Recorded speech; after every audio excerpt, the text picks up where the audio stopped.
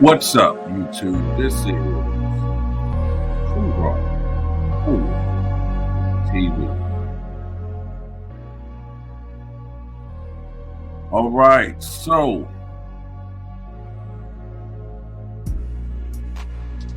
with all the things that are going on right now in sports, I think I did a video similar to this about Michael Jordan maybe 3 weeks ago. I want to reiterate why these two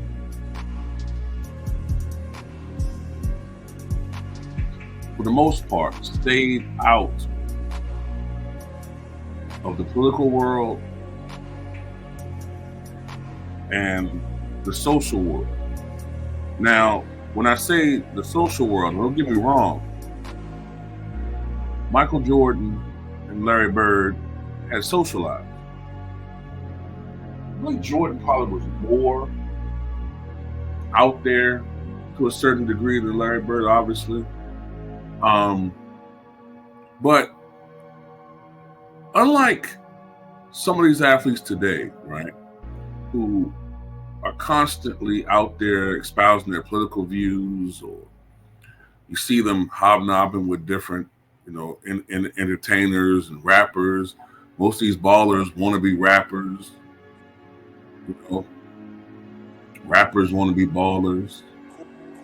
But that's a problem in our society now. Everybody want to be something they're not. But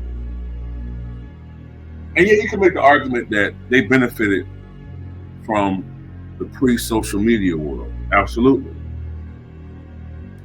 But you get this feeling like with Michael Jordan, and especially Larry Bird, as public figures, as public as they were, as revered in their sport as they were, we don't really know them. You know what I mean? Like these other athletes today, they tell us so much about them, their political views, their views on this issue, their view on that issue. They go on this podcast and that podcast, and this podcast and that podcast, and talk.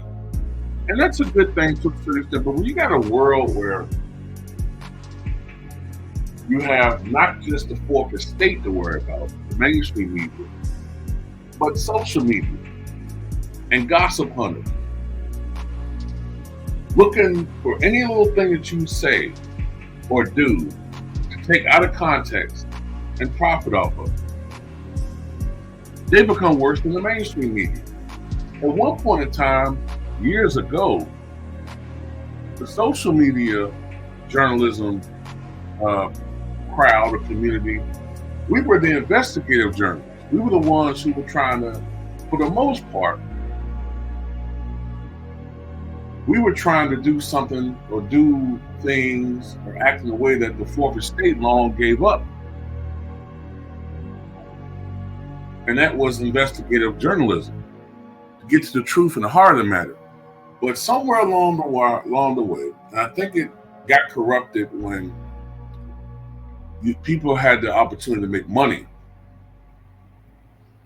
Now you have people who are trying to profit off other people's pain, trying to profit off of idle gossip. You know what I mean? But these two guys, they stayed away from them. And especially it's beneficial to Michael Jordan because look, Larry Bird is a great player, but just by the obvious reasons, Larry Bird is not going to be a target. Because of this ridiculous and stupid ass LeBron versus MJ debate, right? Jordan is a target. There are people who are waiting for Michael Jordan to mess up, waiting to link him to something.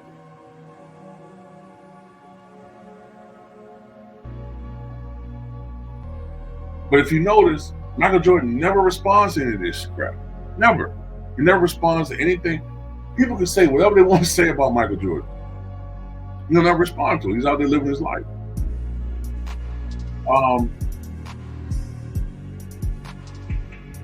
So look, why didn't Michael and Larry speak out more about social issues and especially politics? With Larry Bird, I honestly think that he didn't care. I think Bird may have had his private opinions about things, obviously, but he really was sincere when he said that I just want to play basketball. I don't want to talk about some of this other stuff. That's not what drives me. That's not what interests me. My job is to go out there and play basketball. And that's what he did for 13 years. And in retirement, he retired. He does the occasional interview. But they don't ask everybody about anything outside basketball. And Michael Jordan, since he retired, he does fewer interviews. I mean, off the top of your head, how many interviews has he done since he retired? I remember the one interview that he did with Oprah. I can't remember whether it was before or after he played with the Wizards. It might even been when he was still with the Bulls. I can't remember. It was early on. When he was a star, an active basketball player, he did more interviews. Not as many as he got through the day, but since he retired in 2003, I can't think of too many interviews. He did the one with Ahmad Rashad, who's his homeboy, who he trusts, who he knows not going to ask him a bunch of loaded questions. I remember he did an interview 20 years ago predicting how these guys are going to be soft today, and maybe a few others. And he's done a lot of interviews not even dealing with the NBA, NASCAR, cigars. He doesn't do this shit.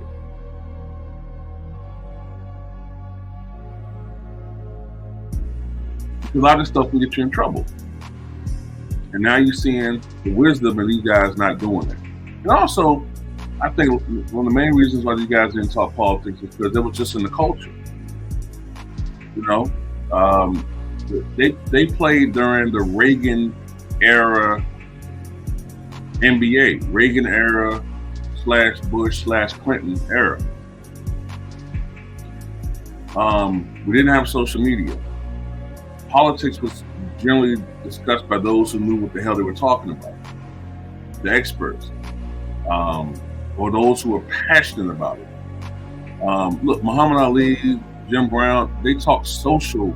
They talked about social issues, but endorsing candidates and all that wasn't really done back then.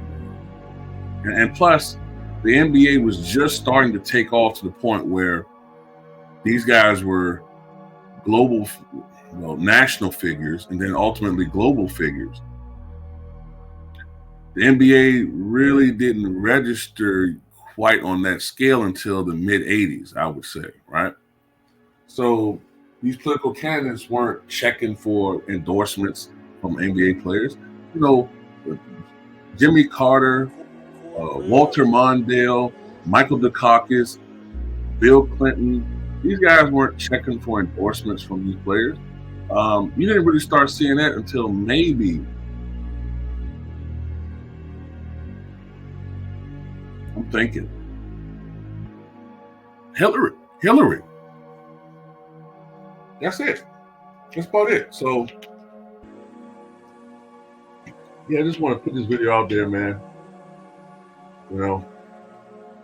Talking about this.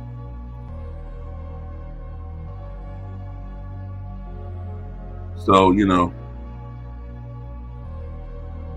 that's just pretty much how that is, man.